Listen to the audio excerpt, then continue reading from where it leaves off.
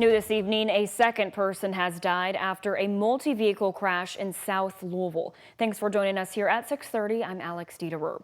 The fatal collision happened Friday evening, shut down both sides of Preston Highway, and has now left 2 people dead. LMPD told us that one of the drivers in the accident, a man in his 80s, died from his injuries today at Louisville Hospital. LMPD says the crash happened around 8 last night near Preston Highway in Maple Spring Drive. Officers say a motorcyclist going northbound on Preston Highway crashed into a vehicle driven by the man in his 80s who had pulled onto northbound Preston from Maple Spring Drive. The motorcyclist was thrown from his motorcycle. Then a third vehicle driving on Preston Highway crashed into the other 2 vehicles. The motorcyclist died at the scene, and LMPD says the third driver is expected to recover from their injuries. No charges are expected. And in Meade County, Kentucky, State Police is investigating after a young man died in a 2-car collision Christmas night.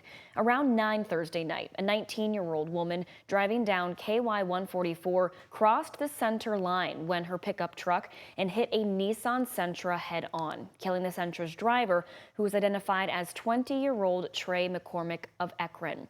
KSP says the truck also hit a parked car sitting off 144. Its driver was sitting inside at the time but was not injured. The truck's driver and passenger were all taken to the hospital. Both are expected to survive. A woman is recovering tonight and expected to survive after she was shot in the arm in the Jacobs neighborhood Friday night. LMPD responded to reports of a shooting off Manslick Road, which is not far from the Krispy Kreme. This happened around 11:30 last night. Once officers were there, they found a woman who'd been shot in the arm inside of an apartment complex. She was conscious and alert when EMS took her to Louisville Hospital. LMPD says she is expected to survive. Louisville Metro Police responded to 3 different Christmas Day shootings across Jefferson County, and we now know the identity of one of those victims. 34-year-old Austin Lee Lasley has been identified as the man killed in the Skyline Drive home shooting that happened Christmas Day. Before 6:30 that night, officers responded to reports of a shooting at a home on Skyline Drive and found a man suffering from a gunshot wound. Lasley later died at the scene.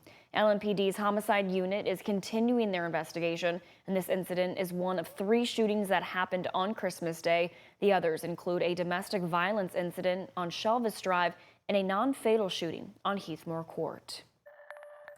A Germantown miniature pony owner is fighting to keep her pet. The owner has had their pet Bandit for 14 years, but was told in October that she was no longer in compliance. WHAS11's Clarice Shaley tells us how an ordinance has prompted a court case.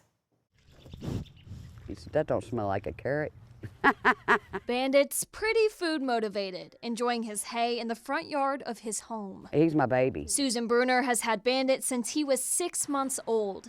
Now, 14 years later, she could lose him. In a new Metro law requiring microchipping for cats and dogs, it also now includes that miniature ponies are required to be kept on an individual tract, lot, or parcel of at least 1 or more acres.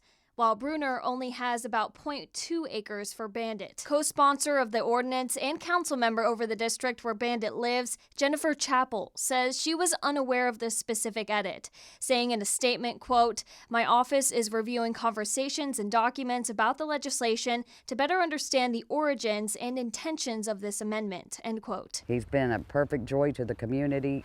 People come up and feed him, pet him, love on him, and he's like the neighborhood mascot. Bruner plans to keep it that way as she prepares to stand in front of a judge at her upcoming court hearing in her case to keep Bandit. In Meriwether, Clarice Shaley, WHAS 11 on your side. Bruner says the court date is scheduled for January 7th, and she plans to be there with her petition that has garnered over 1,000 signatures and other supporters. The holiday season is winding down, and that means taking down the lights, the ornaments, and the saddest of all, your Christmas tree. And if you're worried about how to safely and responsibly dispose of your trees, Kentucky officials have got you covered. You can recycle your Christmas trees by taking them to one of several drop-off sites across Kentucky. Kentucky's Department of Fish and Wildlife is collecting donations of used trees for its tree recycling program. The Christmas for the Fishes program uses live evergreens donated after the holidays to create underwater habitats for fish, helping the environment and fishing scene in the Commonwealth. Fish and Wildlife are going to take these to reservoirs and sink them so fish have places to hide. And I hope they take them down the Rough River. We have enough stuff in our landfill. We don't need any more. Drop-off sites will be open until January 16th. To find out where you can drop off your Christmas tree, you can head to our website, WHAS11.com.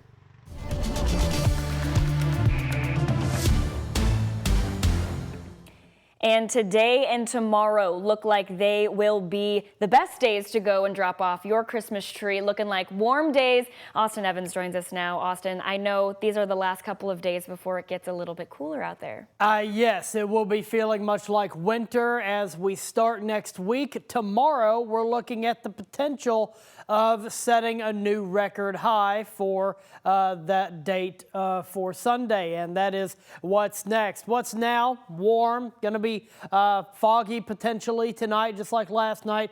We do have more information, the latest data on the line of storms that will move through tomorrow, late tomorrow night. It's looking to be a Sunday night issue rather than an early Monday morning issue, which is what the data was suggesting yesterday. It's calm and quiet over downtown Louisville, though it is cloudy. We're in the lower 60s right now for the most part in the metro, and taking a look at temperatures across the board, mid to upper 50s and lower 60s, even we're right at 64 in Litchfield. So it's still very warm out there compared to our averages for this time of year. That cloud cover going to prevent us from really cooling off at all tonight. We'll only drop into the mid 50s for overnight lows.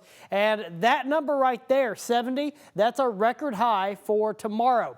We are forecasting 72 for a high tomorrow, so we'll have to wait and see if we end up hitting it. But also, we got rain on the way that'll begin late tomorrow night. I'll have the details of all the timing coming up in my full 7-day forecast. All right, thank you, Austin. Here in the holiday season, presents are top of mind for many of us, searching to find that perfect gift for our loved one. 12 years ago, one Louisville veteran received that perfect gift. He received the gift of life. I sat down with him, reflecting on his second chance at life. Knowing that you might die.